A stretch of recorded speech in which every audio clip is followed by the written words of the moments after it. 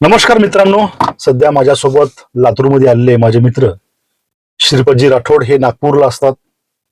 मी यासाठी यांची ओळख करून देत आहे की आपल्याला माहित आहे मित्रांनो, सध्या सर्वात मोठा प्रश्न आपल्या समोर जो आहे ते 3 टाइमचं अन्न जे खातोय त्या खाण्यामध्ये केमिकलचं प्रमाण जास्त असल्यामुळे 3 टाइमचं अन्न नसून 3 टाइमचं आपण विष खात आहे.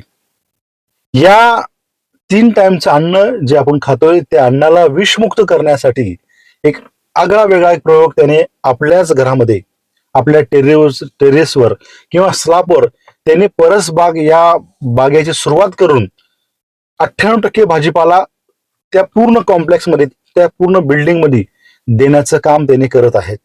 मित्रांनो, परसबाग हे अख्खे महाराष्ट्रभर प्रसिद्ध झालेले आहे. अनेक सन्मान देखील त्या परसबागला मिळालेले आहेत आणि अन्न जे आहे विषमुक्त खाण्याचा संकल्प त्यांनी केलेले आहेत. आपण त्यांनाच विचारूया त्या मागचा उद्देश काय. मी श्रीपत राठोड नागपूरला असतो आणि लातूरला एका कार्यक्रमाच्या निमित्तानं आलो होतो आणि आमचे मित्र संजय राजोळे यांनी महाराष्ट्राला ऑलरेडी आरोग्याच्या क्षेत्रामध्ये अतिशय उत्कृष्ट कार्य करतात. म्हणजे लातूरला जागवण्याचं काम करतात, त्या निमित्तानं महाराष्ट्राला जागवण्याचं काम करतात. हे काही वावगं ठरणार नाही. आज आरोग्याच्या क्षेत्रामध्ये अनेक प्रश्न निर्माण झालेले आहेत आणि सगळ्यात महत्वाचं संत ज्ञानेश्वर पण सांगितलेले आहेत, हे न म्हणावे साधारण अन्न हे ब्रह्मरूप जाणं, जे विश्व जे जीवन हेतू कारण विश्वाया. हे प्रत्येक जण उपाशी उठतो, काही काही खाऊन झोपतो, मग झोपडीतला असो महालातला असो. परंतु आज नक्कीच एक गंभीर समस्या ही आहे की आपली आजी आजोबा कुठलीही सोयी सुविधा नसताना, संशोधन नसताना 100 वर्ष आरोग्यदायी जगत होते आणि आरोग्याच्या समस्या फार कमी होत्या. आज अनेक क्षेत्रामध्ये नवनवीन संशोधन आहेत, आयुर्वेद आहे, योग आहे, सगळं काही आहे. असूनही आज जागतिक आरोग्य संघटना सांगते भारतात जन्मणाऱ्या लोकांचं आयुष्य सरासरी 64 वर्ष आहे.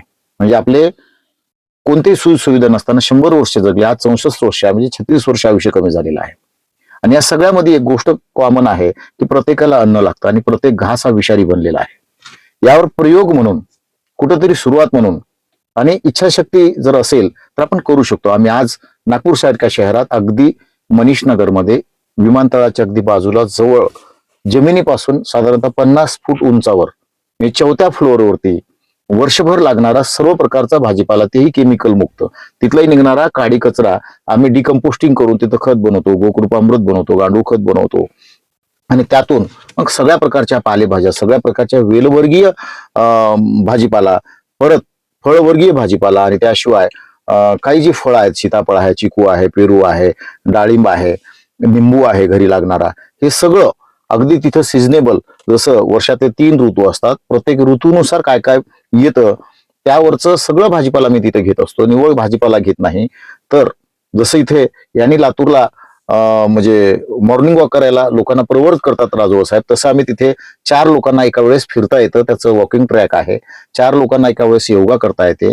लोक जे बिल्डर लोक बिल्डिंग बांधून जे रेती फेकून देतात मोठी मोठी, त्या रेतीच्या खड्यापासून आम्ही अॅक्युप्रेशर पॉईंट परत ऑक्सिजन पॉईंट पण बनवलेला. तिथं चौकोड तुळस आहे.